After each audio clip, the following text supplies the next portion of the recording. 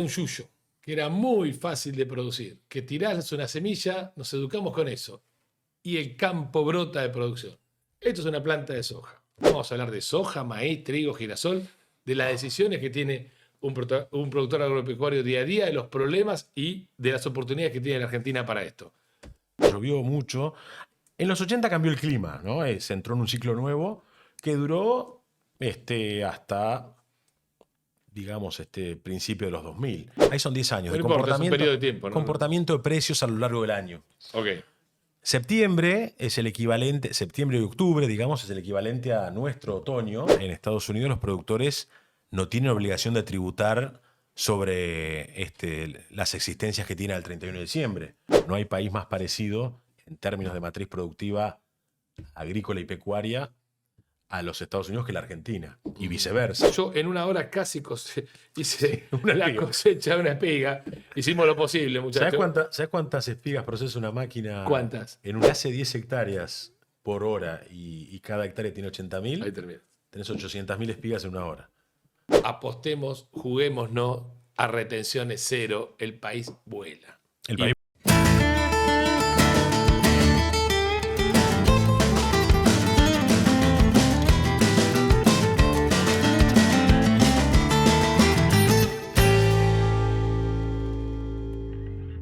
Bueno, nos han dicho que era un yuyito, que era un yuyo, que era muy fácil de producir, que tirás una semilla, nos educamos con eso, y el campo brota de producción.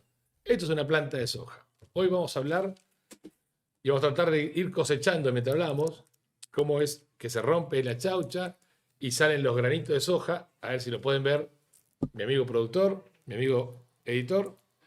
Y no sé cómo hacen estos muchachos para juntar 50 millones de toneladas cada año a partir de este granito. Vamos a hablar hoy con un productor agropecuario muy conocedor, muy conocido en las redes además, porque además tiene la generosidad de explicarnos en las redes cómo es la producción. Vamos a hablar de soja, maíz, trigo, girasol, de las decisiones que tiene un productor agropecuario día a día, de los problemas y de las oportunidades que tiene la Argentina para esto. Esto es La Hacha en Ruta. Vamos a hablar con el señor José Álvarez, Bumper, ¿puede ser? Sí, ¿qué ¿Te tal? puedo presentar así? ¿Qué tal? Buenas tardes, ¿cómo estás? Súper bienvenido, maestro. Bueno, muchas gracias. Está bien lo que estoy haciendo lo que hace una cosechadora en realidad, Sí, ¿no? sí. Lo haces más eficientemente que yo, evidentemente. Sí, bueno, es el cuento de la cuchara de Friedman, ¿no? Claro. Uno lo puede hacer con la mano o lo puede hacer con Hay capitalización. 2 o 3 semillitas de soja, Sí. granito de soja, no sé cómo se dice. Sí, porotos en Poroto chaucha. de soja en cada chaucha. En cada chaucha, sí. ¿Ok? Hasta 4, digamos, o una. ¿Cómo juntamos acá 50 millones de toneladas, maestro? Bueno, ¿Qué milagro hicimos? Justamente, primero, con 16 o 17 o lo que fuera millones de hectáreas sembradas por año, de un total de 37 que siembra la Argentina, que como dijimos muchas veces podrían ser muchas más, tanto de soja como de cultivos en general, ¿no? De agricultura en general. Y bueno, obviamente con inversión, ¿no es cierto? Una inversión tanto en bienes de capital como en servicios técnicos y sobre todo en genética, en química. Hay muchísimo por detrás de eso, ¿no? Varias preguntas, vamos a hacer con varias preguntas. Porque para que este granito crezca en un montón de terrenos con distintos grados de hostilidad o de facilidad, no sé cómo llamarlo, hay mucha tecnología. Acá esto no es solamente un producto de la naturaleza. No, eso no. De hecho, los productos de la naturaleza eran acordes, digamos, a la población que sostuvo el planeta durante milenios, ¿no? Que no le costaba superar o llegar a 1.000 millones de habitantes. Hoy hay 8.000. Claro. Decidimos ser 8.000. Exacto. Bueno, en realidad está. Eso es un cuento como el del huevo y la gallina. Somos 8.000 justamente porque primero resolvimos el tema. Primero el tema sanitario, sobre todo de lo que eran enfermedades infecciosas, ¿no es cierto? A partir de la penicilina y toda la cantidad de moléculas que vinieron después, que eso fue apenas en el siglo pasado, ¿no? Pero sobre todo por la producción de alimentos. Es decir, sin alimentos ni siquiera la sanidad llega a hacer falta, porque directamente no hay posibilidad de subsistencia, ¿no? Ahora, vamos al grano. Sí. Vamos sí. Yo estoy jugando con esto, estoy alucinado. Sí. Bueno, sirve lo saqué de una. Antiestrés. Argentina está alucinante que esto lo saqué del costado de un camino, no se lo afané nadie, muchachos. O sea, alguien se lo afané, pero. Sí. Vamos a lo nuestro. Primero, déjame ir a la micro de dentro. ¿Qué te lleva a vos producir tal o cual cultivo? O sea, no es que te gusta el maíz o te gusta la soja. Sí. ¿Qué es lo que mirás? Además de la cuestión económica, la cuestión técnica. No, bueno, ¿Qué es lo que te exactamente. obliga? Son las dos cuestiones a la vez, ¿no? La económica y la técnica. Cuanto mayor grado de libertad tengas vos como productor, más incidencia va a tener justamente la decisión económica que la técnica. Cuanto menos libertad tengas, me refiero en términos de estar holgado económicamente, Sí. más vas a depender de hacer lo que más seguramente agronómico es. Pero justamente antes de encarar Te cualquier podés campaña, recontrafundir así. bueno, si uno toma riesgos, claro, y no tiene con qué responder cuando los riesgos terminan siendo reales, ¿no es cierto? Obviamente te puede ir mucho peor que no produciendo. Es decir, te puede fundir produciendo muchas veces más fácil que no haciéndolo. Pero vos decís cómo se toma la decisión. Claro, Bueno, por ejemplo, antes de se una campaña, arranca. dices, ¿qué hacemos? ¿Soja?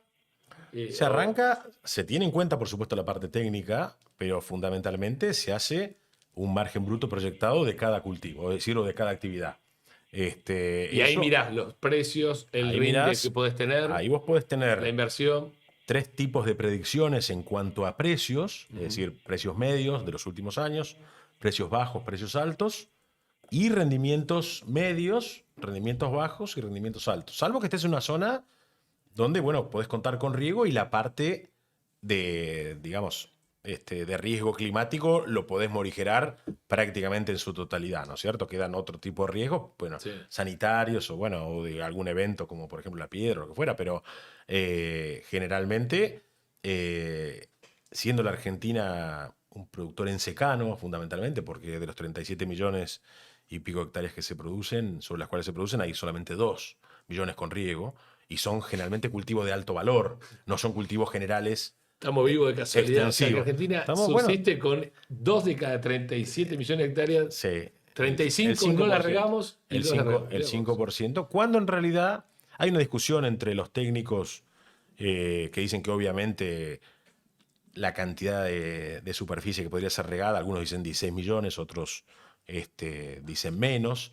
Lo cierto es que si vos podés regar la mitad, es un montón entre 2 y 16, ¿no es cierto?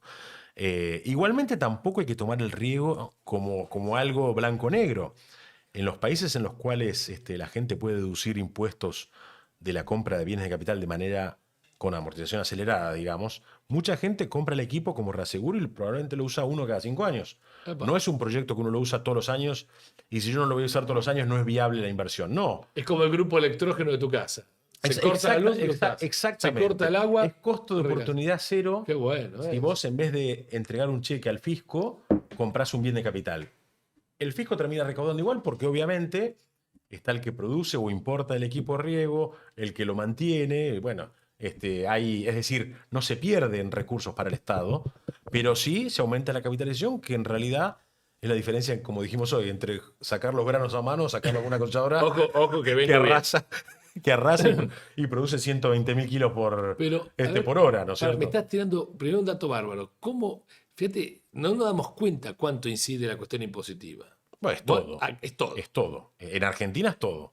En Israel no, pero en Argentina es todo. Con lo cual, vos me estás diciendo que una producción podría tener su equipo de riego, su instalación de riego, no usarlo, porque no hiciera Y es falta, capital que no se pero deteriora. el día que hace falta, el Estado no pierde recaudación. Si Exactamente, querés verlo desde el punto de vista fiscal. Exactamente. Ganan todos. Ganan todos. Ganan todos. Ganan, obviamente, los que invierten, ganan los empleados, gana el fisco, ganan todos. Quiero que la Los gente, proveedores. a medida que vamos conversando, no quiero que la gente me mire haciendo esta estupidez, pero es muy No, pero tranquilizador, sí, es sí. alucinante esto. Pero Sí. quiero que la gente vaya entendiendo los grados de dificultad. Acá adentro hay mucha tecnología. Adentro de un granito de maíz. No, y sobre todo en el maíz. Mucho conocimiento, mucho. Esto es Si, que si está diciendo ahora. encima hablamos de maíz, el maíz es el principal alimento de la humanidad. Si uno lo tiene que llevar digamos, a reducir la alimentación humana en los productos básicos, ¿no es cierto? El maíz es el principal. En términos de las alimento. proteínas que genera. En términos de la energía y la cantidad de usos que tiene y la cantidad que se comercia, además, ¿no es cierto? Además, los granos, siempre está la discusión de por qué no exportamos carne en vez de granos o por qué no exportamos directamente fideos ya ¿viste? Con más valor agregado. Bueno, obviamente el comercio es bastante más sabio que el burócrata que se pone a diseñar.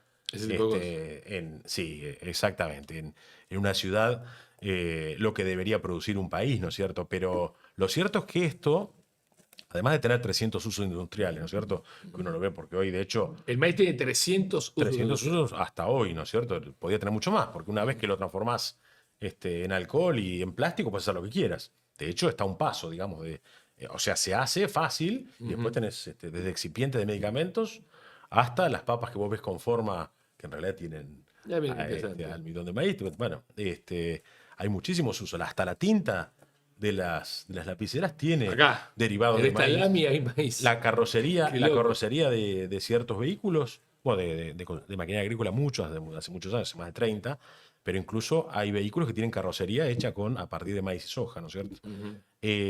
Pero, ¿por qué es tan importante? Bueno, porque justamente en términos de genética y de biotecnología es el cultivo que mayor cantidad de inversión recibe por año. Solamente en Estados Unidos hay una parte que es inversión público-privada y otra parte grande, incluso mayor, que es solamente privada. Son literalmente 5.000, 6.000 millones de dólares por año de investigación solamente.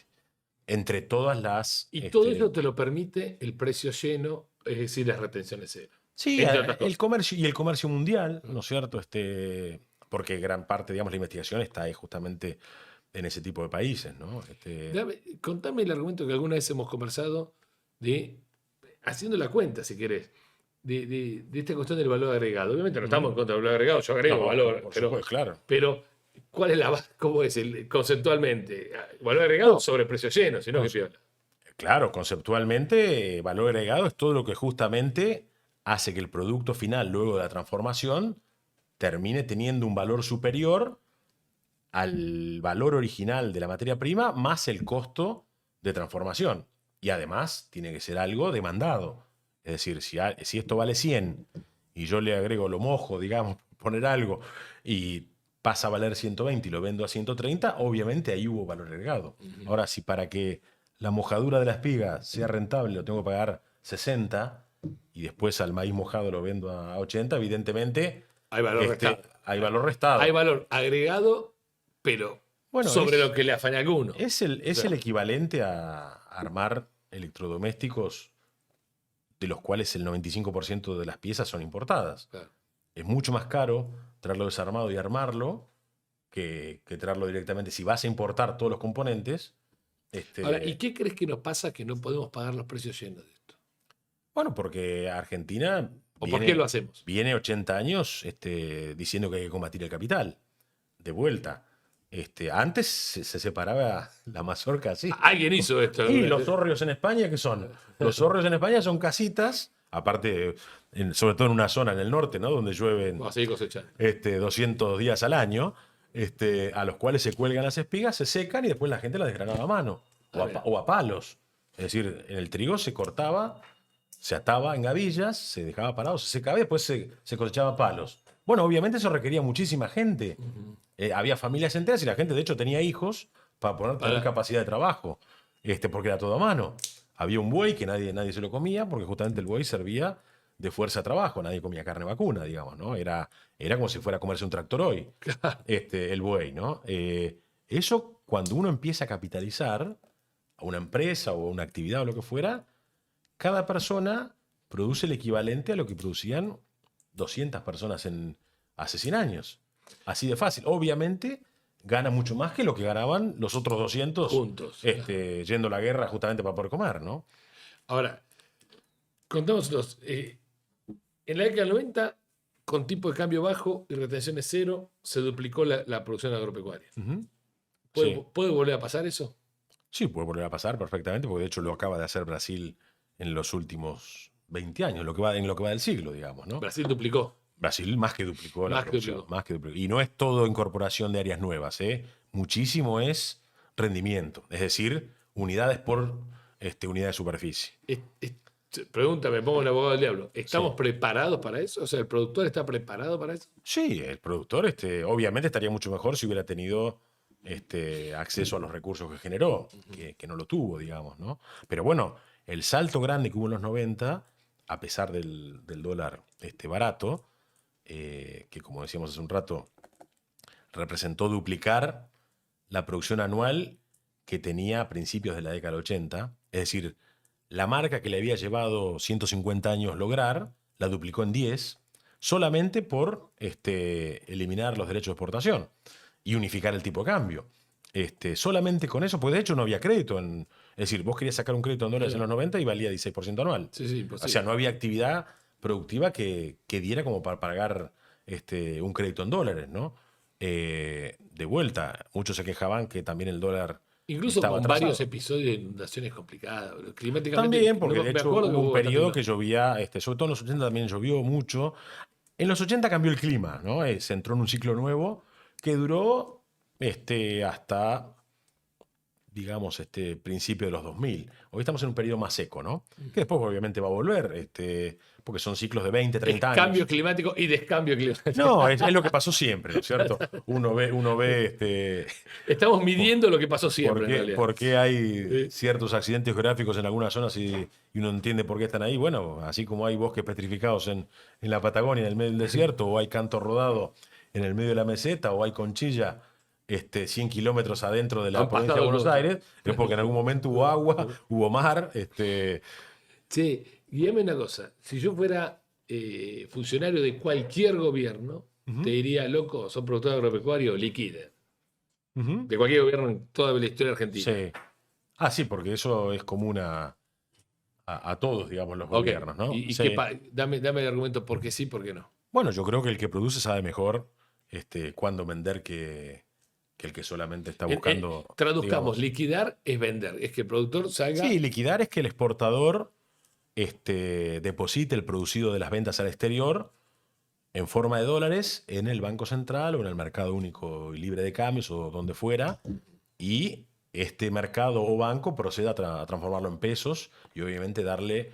Pero siempre el puntapié inicial es el productor que dice, campeón, agarra ese a bolsa, cargalo en camión. El exportador no puede arriesgarse a vender sin la anuencia del productor, porque si el mercado llega a subir, pierde una fortuna de dinero, digamos, ¿no? Lo que pasa es que hay veces que si la exportación está holgada, compra y no liquida. Es así, digamos, ¿no? Ok, ahora pregunta. ¿Cómo se maneja esa conveniencia que de pronto puede tener un...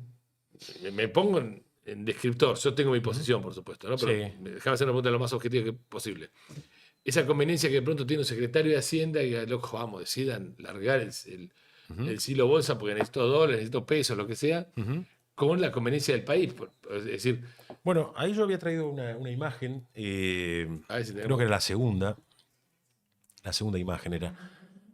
Yo sigo cosechando, loco. Está muy bien. Yo si sigo así te clavo 10 millones de toneladas. En la cual muestra en promedio, es decir, creo que eran 7 de cada 10 años o más, el comportamiento. ¿Esta es? Sí, ahí dice que en los últimos 10 años, eso hay que verlo invertido porque eso es del hemisferio norte, ¿no es cierto? Sí. Ahí son 10 años. No importa, es un periodo de tiempo, ¿no? Comportamiento de precios a lo largo del año. Ok. Septiembre es el equivalente, septiembre y octubre, digamos, es el equivalente a nuestro otoño, que es donde se cosecha la gruesa, tanto en el hemisferio norte como en el sur. Hay mucho producto, el precio Obviamente más bajo. el precio baja. Okay. Después, durante el año, y llegando exactamente al punto equidistante entre las dos cosechas, se da siempre el precio mayor. El junio de ellos, que para nosotros sería en noviembre. Exactamente. Okay. Sí, o diciembre o lo ahí que se fuera. fue vendiendo el precio. Generalmente el precio de la época de siempre. La época de siempre. Es decir, como son más o menos ciclos de 6 meses, la agricultura extensiva, entonces, suele coincidir. Un productor está en el mes de, vamos a hacer Estados Unidos, en el mes de octubre le conviene esperar un poquito que el precio va a mejorar. De hecho ahí hay una diferencia. En Estados Unidos los productores no tienen obligación de tributar sobre las existencias que tienen al 31 de diciembre. Con lo cual encima, con más razón, retienen, digamos, ¿no? ¿Por qué? Porque difieren un año la tributación de ganancias. Ahora, guíame un poquito. Acá no. Acá vos tengas o no, llega fin de año y tenés que tributar ganancias por la variación que tuviste en las existencias, sea de insumos o de producto.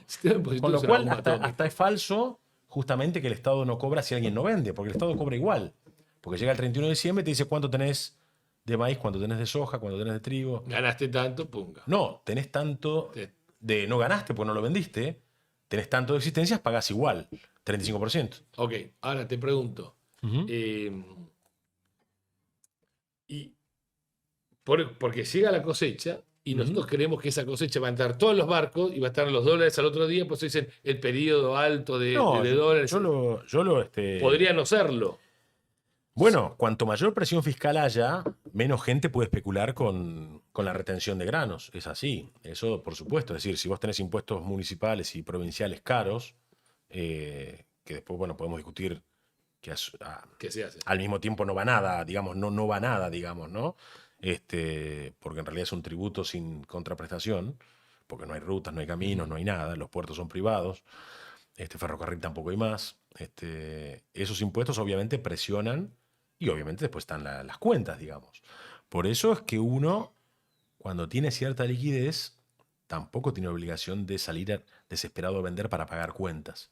Y termina solamente por vender en el momento más apropiado, ganando más a veces que produciendo. Pero es así en todo el mundo, digamos, ¿no? El Departamento de Agricultura de Estados Unidos, de hecho, promueve, y de hecho hay mucho crédito para que la gente construya silos. ¿Por qué? Porque entienden que vender en el momento más apropiado, como, bueno, de hecho, ahí lo mostraba ese gráfico normal, hace que la producción total del país se venda a un valor muy superior a que si se vende Barato, de manera lógico. en el momento en el cual vende todo el mundo. Es decir, si uno va por la ruta 9, por ejemplo, ahora, y ve 20 kilómetros de cola de camión, y ve lleno de barcos el río y lleno los puertos de mercadería y dando turnos y pagándole a los camiones para que se queden durmiendo en la banquina durante días. Y Eso es eso, todo guita que se y eso pierde. que no llueve, claro, es dinero que se pierde. Obviamente, si vos sos el exportador y yo te voy entregando y te lleno de mercadería, vas a decir, bueno, a mí no me sirve esta mercadería ahora, pero si no me queda otra Te la recibo más alternativa, barato, te obvio. la recibo, pero obviamente te descuento todos los gastos que me trae tener 20 kilómetros de cola de camión, por ejemplo, digamos, ¿no? O Ahora, hacer trabajar a triple turno a los empleados cuando en realidad podían trabajar durante todo el año con turnos normales. ahora, qué interesante. Primero, lección, muchacho. El balurdo que hacen los impuestos, hermano. No, pero O por sea, supuesto, es de vuelta, una bomba atómica sin ruido, sin fuego artificial. los estados de todos los países del primer mundo se financian fundamentalmente por impuestos a las ganancias. Y eso es lo que hace que después se Es pueda muy buena. producir en zonas marginales. ¿Por qué? Porque la zona marginal en 10 años, 5 años pierde, 3 años sale empatado y 2 años gana, bueno, paga cuando gana. Y por eso es viable. Si vos tenés que pagar sobre la facturación y no sobre la ganancia, a la mitad de la superficie la tornás inviable, que es lo que le pasa a la Argentina.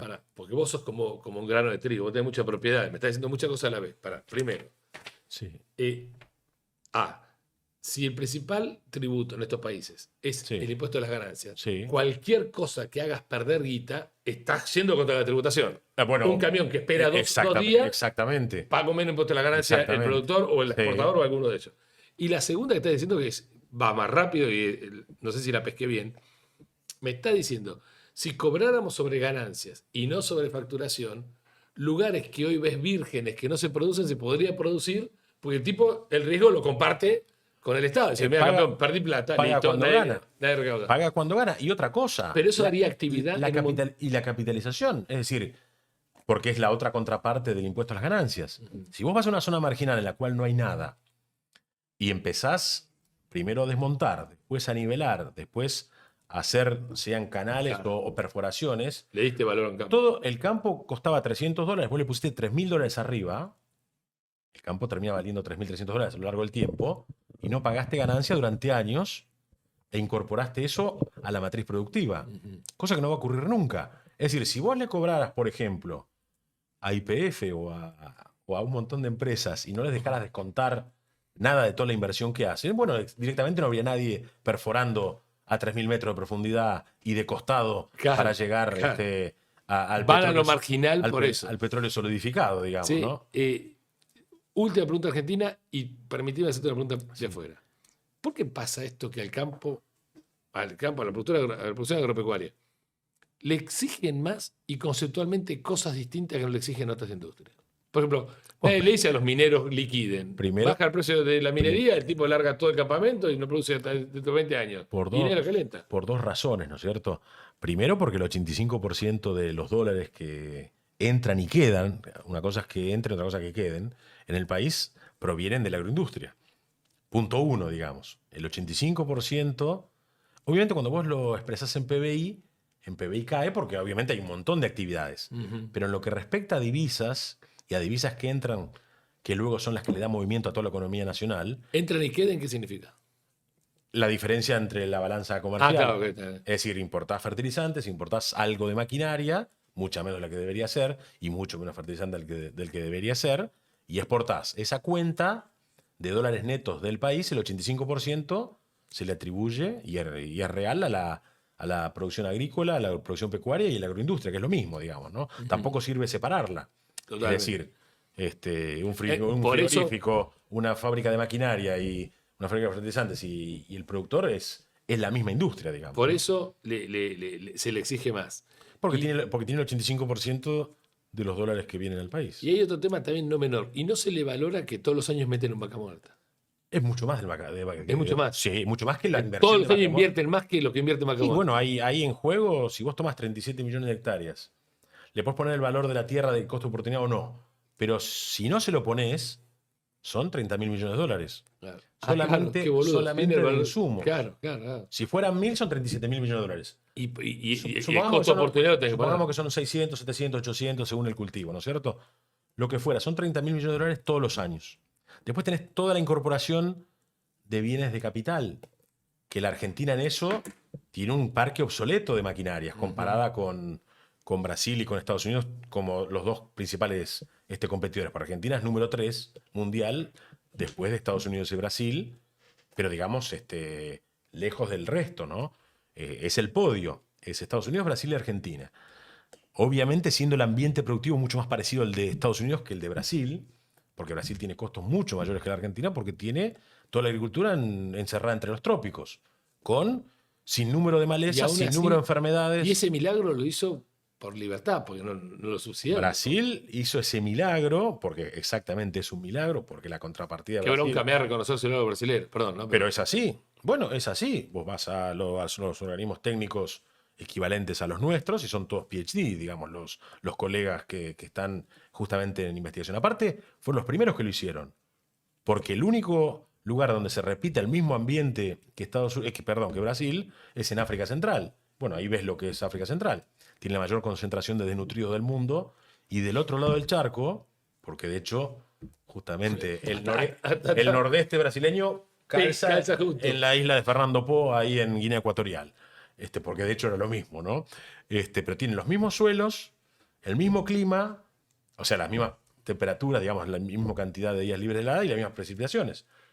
Tienen los mismos planaltos en algunos Qué casos. interesante. Es todo igual. Me das una noticia que ojalá algún día se dé.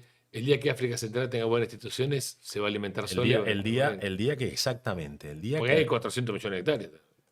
Bueno, por supuesto, por lo menos aunque sea que les sirva a ellos para erradicar el hambre. Como mínimo, después si pueden exportar, mucho mejor. Pero como mínimo, ahora, y eso trae a colación otras discusiones, ¿no es cierto? Es decir, ¿por qué no se desarrolla África?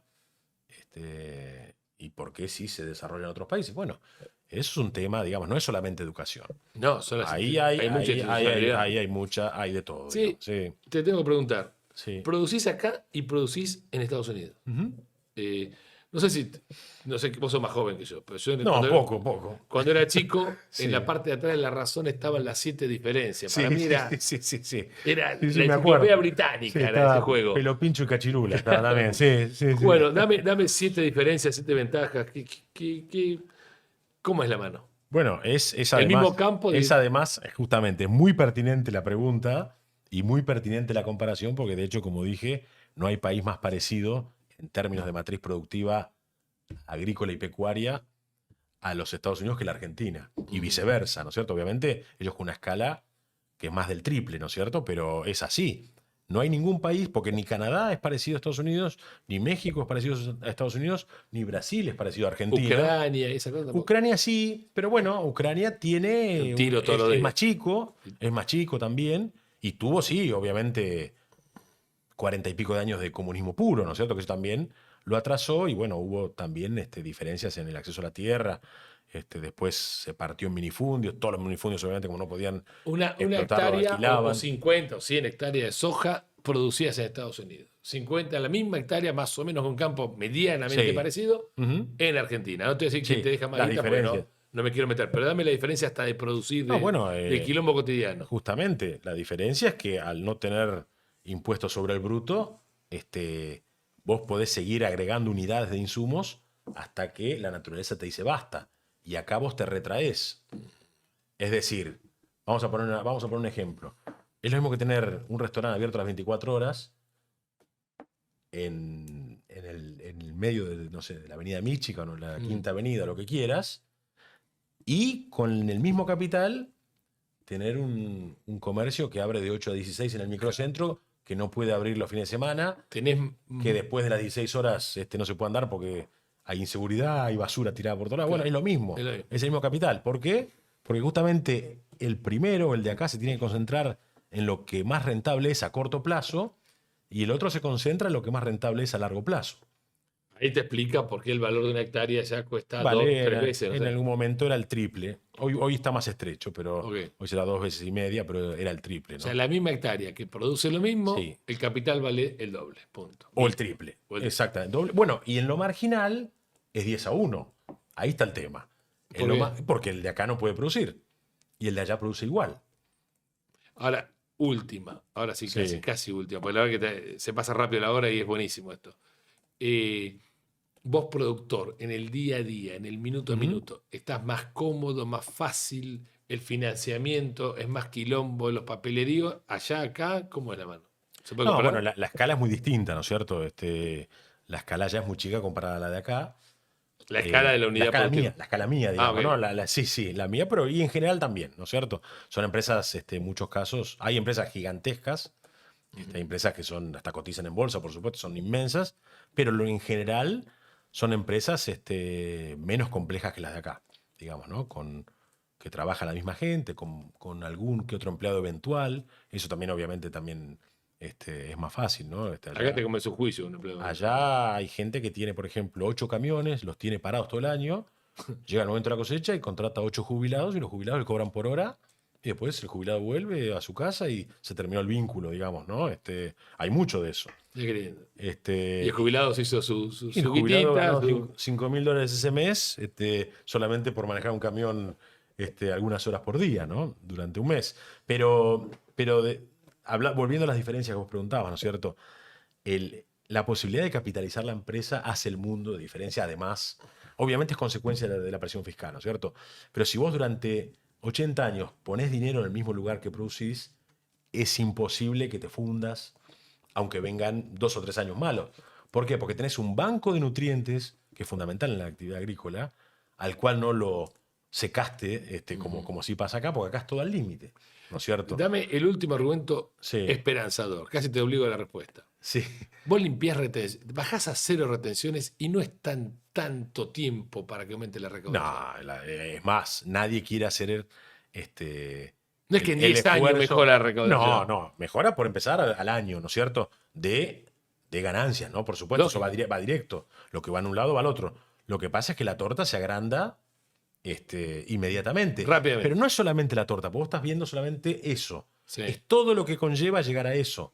Tenés un montón de industrias que hoy no existen, porque justamente no tienen sentido, que son inviables, y después tenés además una gran cantidad de empresas que tampoco son viables para producir, que justamente son las que te digo Y yo. no sabemos lo que están aparece. en las zonas marginales, ¿no es cierto? Pero bueno, digamos, tampoco es una elucubración ni una teoría que se le puede ocurrir a cualquiera de nosotros. Es ver lo que hicieron todos los países que son parecidos a Argentina. Es nada más que eso. Vos ves lo que hace Estados Unidos, Canadá, Brasil, Paraguay, incluso, ¿no es cierto? Uruguay, Australia y Nueva Zelanda, y si querés agregar Rusia y Ucrania, y justamente por algo no paran de crecer y nosotros no. Bueno, muchachos, lamentablemente tengo que terminar. Vamos a repetir esto porque me interesa sobremanera. Aparte, yo en una hora casi hice Una la espiga. cosecha de una espiga. Hicimos lo posible, muchachos. ¿Sabes cuántas espigas procesa una máquina ¿Cuántas? en una hora? ¿Cuántas? Y si hace 10 hectáreas por hora y cada hectárea tiene Ahí 80.000, termina. tenés 800.000 espigas en una hora. Está diciendo que la máquina es más eficiente que yo. Bueno, Entonces en la entiendo. capitalización. Esa Vos, es la diferencia vos en la sentado capitalización. arriba de la máquina, haría exactamente lo mismo que la máquina. Muchachos, varias lecciones de hoy.